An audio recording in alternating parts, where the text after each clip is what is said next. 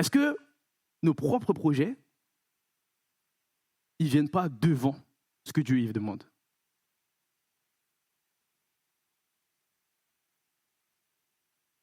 Et c'était des questions que je veux vous poser aussi. Est-ce que nous ne sommes pas attirés par l'idée d'en avoir fait assez pour Dieu? Est-ce qu'il y a quelqu'un qui se sent comme ça dans la salle? J'en ai fait assez, j'ai fait trop d'efforts. J'ai voulu tenir mon foyer, ça n'a pas marché, maintenant, je me repose un peu. Je relâche. Pas je me détends, je me relâche. Est-ce qu'il n'y a pas quelqu'un qui se dit, je ne suis attiré par l'idée que mes projets aussi, c'est les affaires de Dieu. Finalement, Seigneur, tu t'as dit que tu allais me donner des bénédictions, donc si tu m'as donné la provision, peut-être que j'ai aussi le droit d'espérer d'avoir une maison, non? J'ai pas le droit? Seigneur, quand même, tu comprends. Finalement, si moi je suis bien, toi aussi tu es bien. Est-ce qu'on n'est pas un peu comme ça? Et c'est pour ça que je vous disais, en introduction, est-ce que quelqu'un a goûté que le Seigneur est bon? Parce que celui qui a goûté que le Seigneur est bon, il ne peut pas oublier que le Seigneur est bon. Et du coup, l'offrande de son cœur, c'est une adoration en esprit et en vérité. Mais ça veut dire que ça se traduit aussi par des actions. Et la réflexion que j'avais, c'était que j'étais triste et je me disais, c'est dommage. Aujourd'hui, on est obligé de courir après le chrétien pour lui dire, il faut que tu serves. Pourtant, le service, il ne le fait pas pour moi, il le fait pour Dieu. On est obligé de courir après le chrétien pour lui dire, on va faire une marche pour aller évangéliser, on va aller à la prison, on va faire ci, on va faire ça. On te donne des opportunités, ça veut dire que Dieu, dans son grand amour, il te donne des opportunités dans ton infidélité pour redevenir fidèle, mais on est obligé de courir après. On est obligé de courir après. Et du coup, la relation, on devient dans la consommation plutôt que dans l'appréciation de ce que Dieu il est pour nous. Et moi, je le dis, je suis premier, hein. Je n'accuse personne.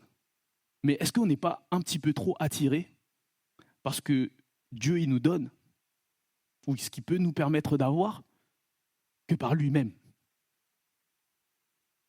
Et je me disais, tiens David, tu as l'habitude de chanter « Dieu, tu es le soutien de mon cœur, mon héritage et mon plus grand bien ». Mais quand tu chantes ça, moi j'avais l'impression que quand je chantais ça, c'était dans un moment où j'étais triste au final. Donc Dieu, tu es le soutien de mon cœur. Et puis j'étais triste et je me disais, bon Seigneur, en fait tu es le soutien de mon cœur. Et après je me suis penché sur les paroles. Il dit, mon héritage est mon plus grand bien. Est-ce que j'ai pas mis quelque chose, un plus grand bien, que le Seigneur au-dessus? Le chrétien aujourd'hui, et c'est quelque chose que je constate, que vous constatez sur les réseaux sociaux, partout, on est adepte du spectaculaire, du superficiel. Le pasteur, il parlait même du prophétisme. On n'est plus dans la simplicité. On aime bien qu'un prophète, il vienne, il dise, et pour prendre mon propre exemple, « Ah, j'ai vu que tu vas avoir des jumeaux. Amen. J'ai vu que vous allez avoir une salle. Amen. J'ai vu que vous deviez donner 2500 €.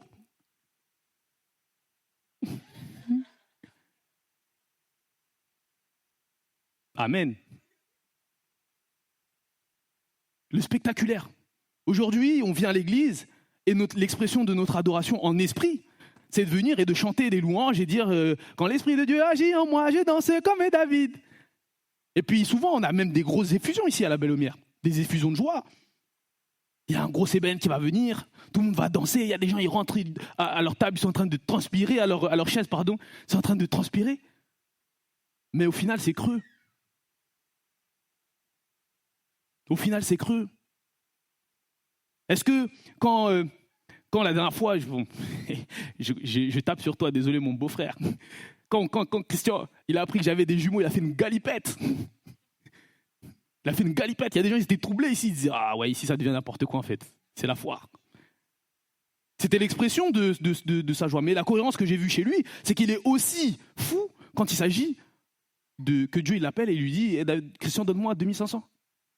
Il est venu, il m'a témoigné, il m'a dit « David, bon, j'avais un projet, je voulais acheter un appartement avec Esther.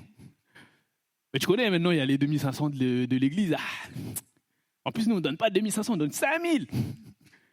Donc, tu as vu, c'est pas grave, c'est pour l'année prochaine. C'est Dieu qui connaît. S'il m'avait donné cet argent-là, peut-être à ce moment-là, c'était sûrement pour ça. En tout cas, je reconnais. Je reconnais l'appel de Dieu. Je vais exprimer ma reconnaissance à Dieu. Pourquoi ? Parce que je sais que dans cette église, le bâtiment qui m'a été donné, tout ce que je vis, les personnes que je rencontre, le soutien qu'on m'apporte dans la prière, peut-être dans ma maladie, le soutien qu'on m'apporte, c'est quelque chose qui n'est pas mesurable. C'est quelque chose qui n'est pas valorisable. La banque alimentaire, je ne le mesure même pas. En vrai, normalement, j'ai l'argent pour aller faire mes courses normalement. Mais je vais à la banque alimentaire. Je ne le mesure pas. La moindre des choses, c'est que quand Dieu m'appelle, je puisse répondre à son appel. C'est la moindre des choses. Est-ce que ce n'est pas légitime de dire à quelqu'un qui ne vient pas le vendredi pour les enseignements, frangin, viens le vendredi pour les enseignements. Tu vas grandir, ça va t'éviter de tomber comme tu viens de me dire tout le temps. Viens le vendredi, c'est pour toi, c'est pour ta croissance spirituelle. Mais on s'est embourgeoisé. On a un bâtiment, mais on ne vient pas. On a un bâtiment, mais les chaises sont vides.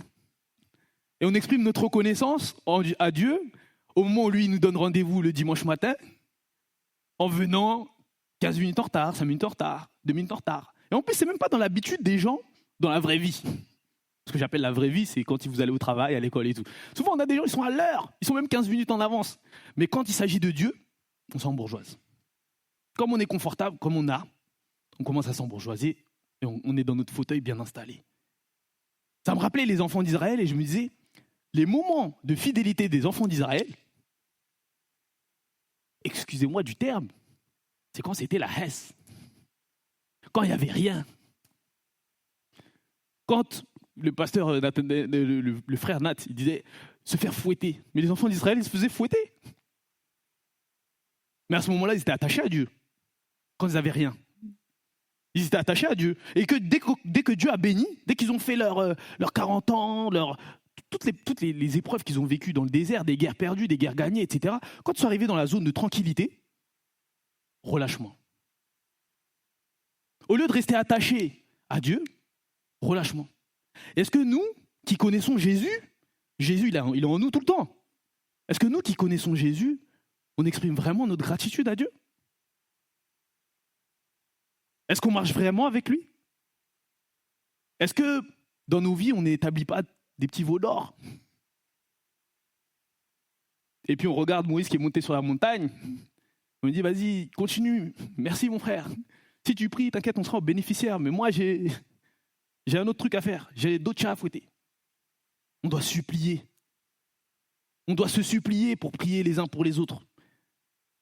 Le Seigneur disait, vous n'avez pas été capable de veiller 1 heure avec moi ? 1 heure. Et le pasteur nous avait rappelé ça. Il nous avait dit, venez, on va prier 1 heure. Vous allez voir, 1 heure, c'est long. Hein.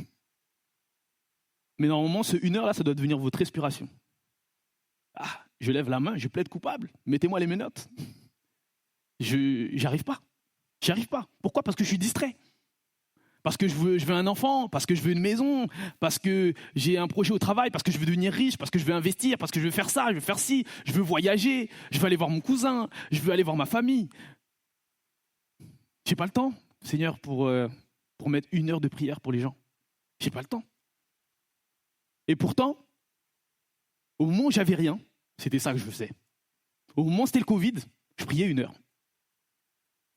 Quand j'avais peur, là, quand mon frère ou quand mon père il avait le Covid, quand j'avais peur, là, c'est ça que je faisais. Et quand Dieu répondait à l'appel, eh bien là, j'étais reconnaissant. Là, je commençais à faire des offrandes de reconnaissance. Parce qu'on m'avait appris ça. Faire une offrande de reconnaissance. Et reconnaître, être reconnaissant, c'est pas que de la bouche.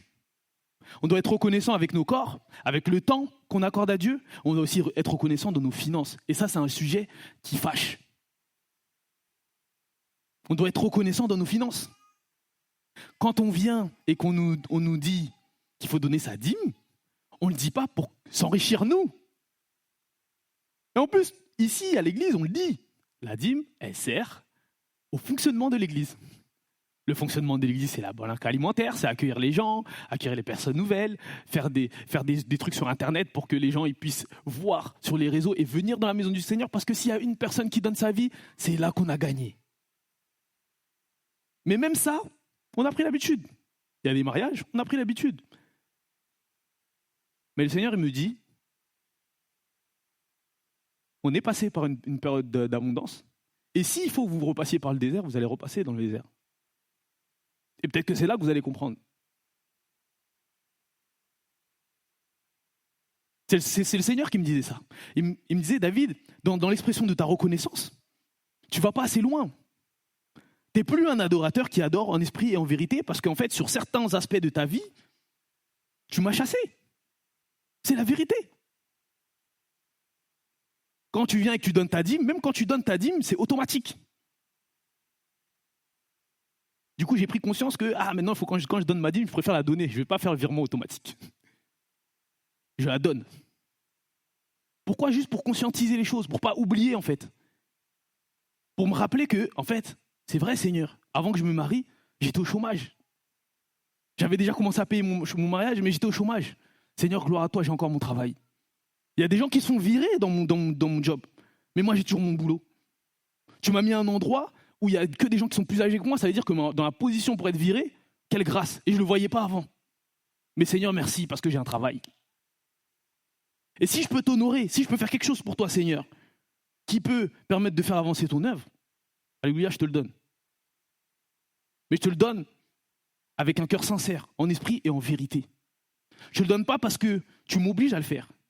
Je te le donne parce que je reconnais que si j'ai juste le souffle des vies, c'est grâce à toi.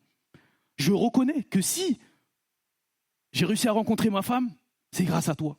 Je reconnais qu'au moment où j'étais dans la difficulté et que j'attendais d'avoir un enfant après mon mariage, là j'ai obtenu cet enfant-là. Comme je disais, c'est la victoire à tout le monde, mais c'est grâce à toi. Mais si maintenant le Seigneur il m'ôte ce qu'il m'a donné, et Job nous a donné cet enseignement, que le nom du Seigneur soit béni. Est-ce que ça veut dire que Dieu il a menti? Ça ne veut pas dire que Dieu a menti. Dieu m'a montré que, David, ce que j'avais dit, je peux l'accomplir. Mais en toute chose, je sais que ton plan, il est bon. Et du coup, je dois bénir le Seigneur parce que s'il a permis que le jumeau en question ne naisse pas, alléluia. Il y en a toujours un. Je suis passé de 0 à 2 à 1. Mais je ne suis pas sans rien. Et même si j'étais sans rien, je devrais dire Seigneur, merci. Parce que je reconnais que ce n'est pas par ma puissance à moi, ce n'est pas par ma volonté. Et pourtant, je suis en bonne santé. Élodie, elle est en bonne santé. Mais on a eu du mal à avoir un enfant, oui ou non?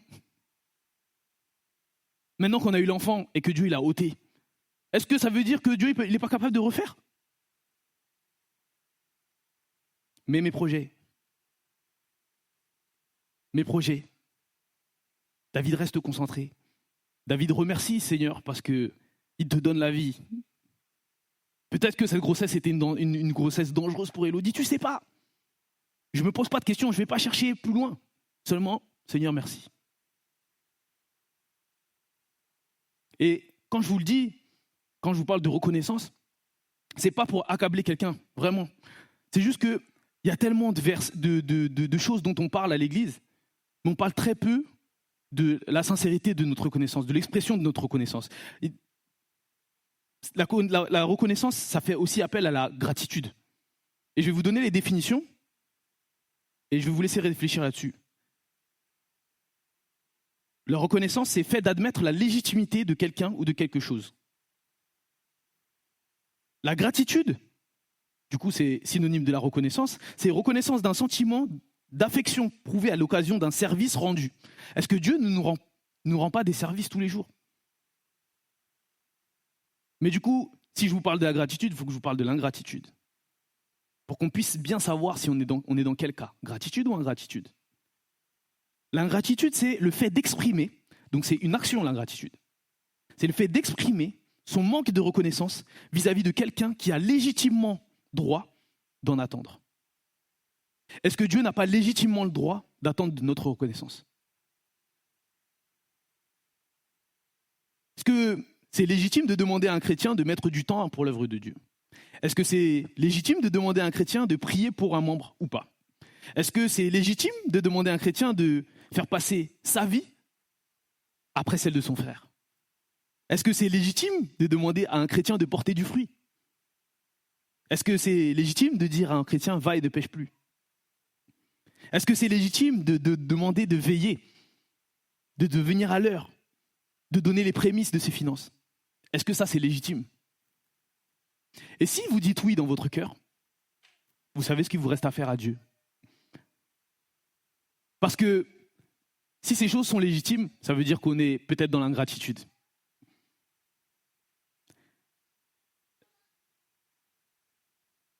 Luc 18, 23, lorsqu'il entendit ces paroles, il devient tout triste car il était riche. La parabole de l'homme riche. L'homme riche, il vient voir Dieu et il demande s'il peut le suivre. Il dit qu'il a tout fait, qu'il n'a pas péché, qu'il n'a pas fait ci. Et puis Jésus lui dit, il te reste une chose à faire. Va et vends tout ce que tu as, tout, et suis-moi. Et on revient à ce dont je vous parlais. L'objet de sa convoitise. À ce moment-là, c'était même pas un piège qui lui était tendu, c'était une opportunité. Mais la convoitise, elle était tellement forte. L'attachement, il était tellement fort. Son attention, lui qui voulait plaire à Dieu, il dit qu'il ne péchait pas. S'il ne pêche pas, ça veut dire qu'il est concentré dans la vie, les gars. Mais à ce moment-là, il s'est relâché. Pourquoi? Parce qu'en fait, il a mis en balance richesse, Dieu. Richesse, Dieu. Et il a choisi richesse. C'est pour ça qu'il était triste. Et je vais finir par ce verset qui dit, dans Actes 2,40, « Tous ceux qui croyaient étaient dans le même lieu et ils avaient tout en commun. » Ça, c'est un truc qui m'a frappé dans la Bible. Les premiers chrétiens, ils vivaient ensemble. Et quand on demandait de l'argent, c'est tout le monde qui allait chercher et qui mettait dans le pot pour que peut-être on fasse un bâtiment, peut-être qu'on construise une maison à quelqu'un qui n'a pas de maison, peut-être qu'on fasse ci, peut-être qu'on fasse ça. C'était tout le monde, c'était un effort commun. Et c'est là où on parle d'unité et pas d'union. C'est-à-dire qu'on tirait tous dans le même sens. Et ce matin, je prie pour que la Belle Lumière, on puisse aller dans le même sens. Dans un sens de reconnaissance réelle, en esprit et en vérité. Que nos paroles, elles joignent nos actes. Qu'on puisse avoir de la cohérence. Qu'on puisse avoir de la consistance, qu'on puisse avoir de l'endurance. Qu'on ne puisse pas se lasser de faire le bien. Parce que vous avez goûté à la bonté de Dieu. N'oubliez pas de remercier Dieu tous les jours pour ce qu'il fait pour vous. Et ce remerciement, il se fait aussi parce que vous allez l'honorer dans vos finances. Et je vous le dis, encore une fois, et je le répète, c'est le Seigneur qui me dit de le répéter. Si, à un moment donné, la bénédiction, c'est une pierre d'achoppement pour toi, tu repasseras par le désert. Juste pour te sauver, pas pour te punir, pour te sauver, parce que tu te trompes de chemin. Tes projets doivent passer après moi, parce que c'est moi qui donne la provision pour tes projets. Je vais demander de courber vos fronts.